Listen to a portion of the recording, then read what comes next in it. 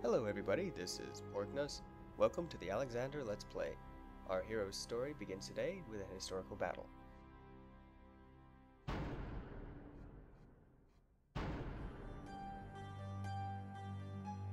Centuries before the birth of Christ, the citizens of the Greek city-states and those of Persia were uneasy neighbors. And by the end of the 6th century BC, many of the Greek trading settlements in Asia Minor had fallen under Persian dominion. Two Persian military expeditions were beaten back by only the narrowest of margins at Marathon, at sea near Salamis, and at Plataea the following year. With the unifying threat posed by the Persians thus weakened, the victorious coalition of Greek cities dissolved into vicious infighting. Meanwhile, Philip II of Macedonia was building a powerful modern army with more heavily armoured phalanx and heavy cavalry for mobility.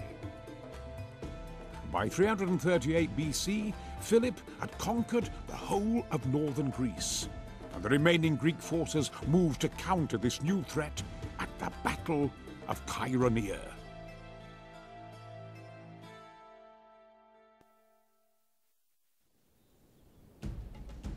It is 338 BC, and relations between the cities of Greece and the Kingdom of Macedon have broken down.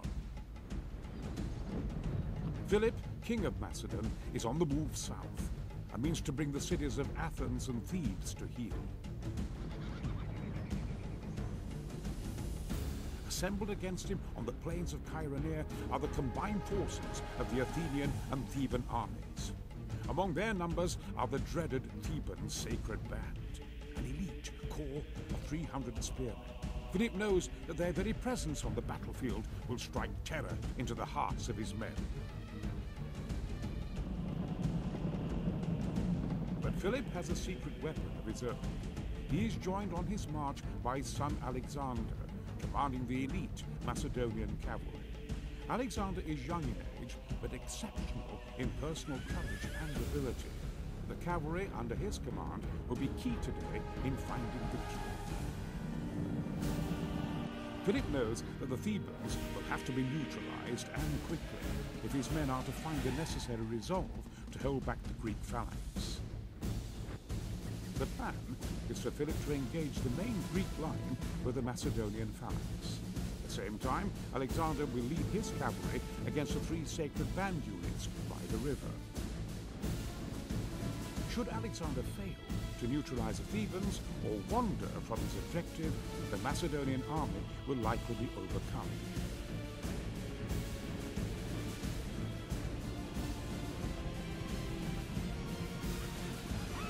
Alexander must find a way to defeat the sacred band with his cavalry if his father and country are to taste victory today.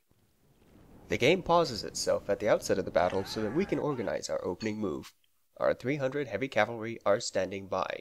We do not have control over the Macedonian main line, and the Greek main line is not our immediate concern. The 3 Theban units are located here. Our 4 rearmost units are grouped and lined up for a massive charge. Meanwhile, we take control of Alexander's personal unit and advance slowly. The Thebans are a much heavier version of the standard hoplite, and they advance more slowly. This causes a gap to open in the Greek line early on, which we ride through.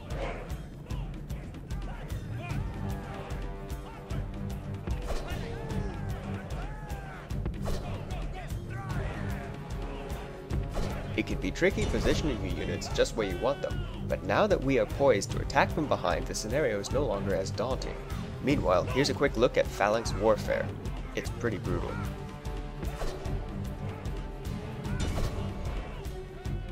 Giving yourself enough distance for a full charge, hit the middle unit from behind. This will also distract the 2 units beside it.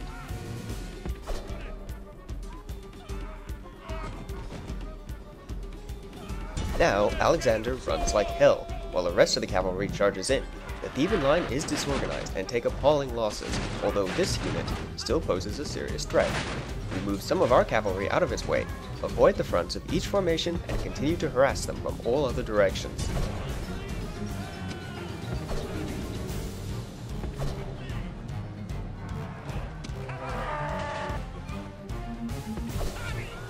The first unit is about to break, and soon you'll see why I'm doing these in video format. Your men take heart from your success against the sacred band, but there are 2 more units left on the field, and they must be destroyed before they can be brought to bear against your army. The rout of the greater part of the sacred band is a joyous sight to your army and is causing visible dismay within the Greek ranks. 1 Theban unit still remains. That was the second unit breaking. The flashing white flag denotes a fleeing unit. At this point, it's tempting to throw everything you have at the third unit, but we have to think ahead. The battle isn't going so well for our allies. The main line is actually falling into chaos.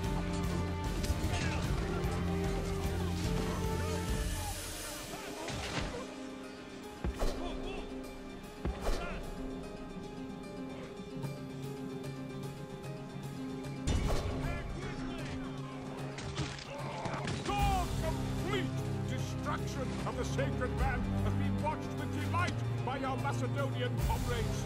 The famously invincible vanguard of the Theban army has been annihilated in a day.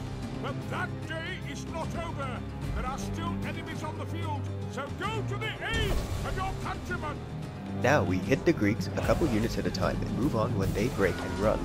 All Greek units on the map now have a morale penalty, but that doesn't stop things from turning into shit further up the line.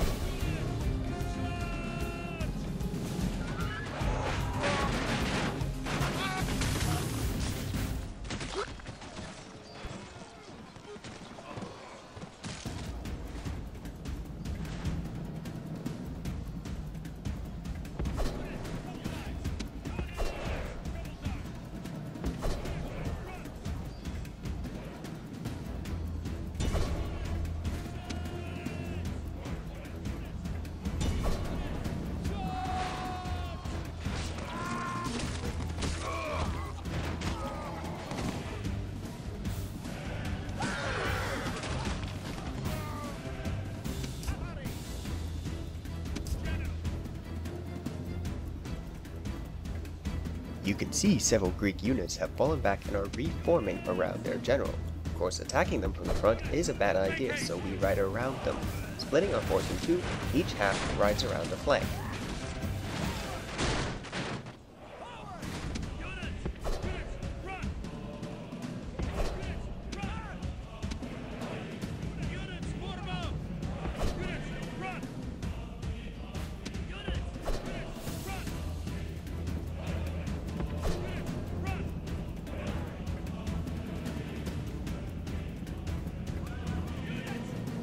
The fastest way to dispatch the enemy is to kill their general or, failing that, to make him flee, so we concentrate on him.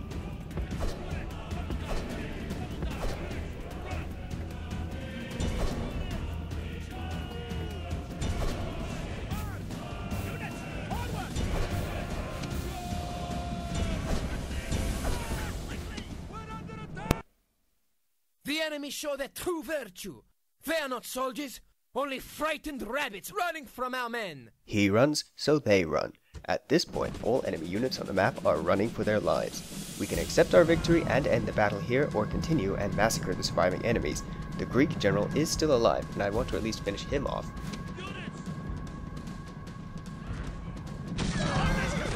Now that he's toast, it's now mop up, so I'll fast forward through the next few minutes.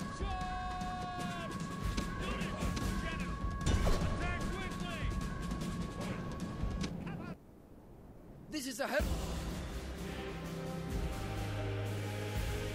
So that's the prologue for you. Greece is now united under the Macedonian throne, and we can turn our sights on the Persian Empire. Thanks for watching, everyone. I'll see you next time.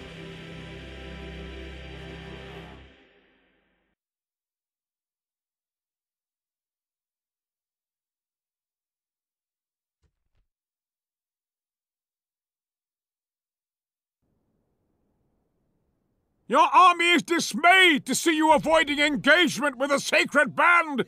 Your actions have put into question your personal courage and focus of leadership in battle and disheartened your men.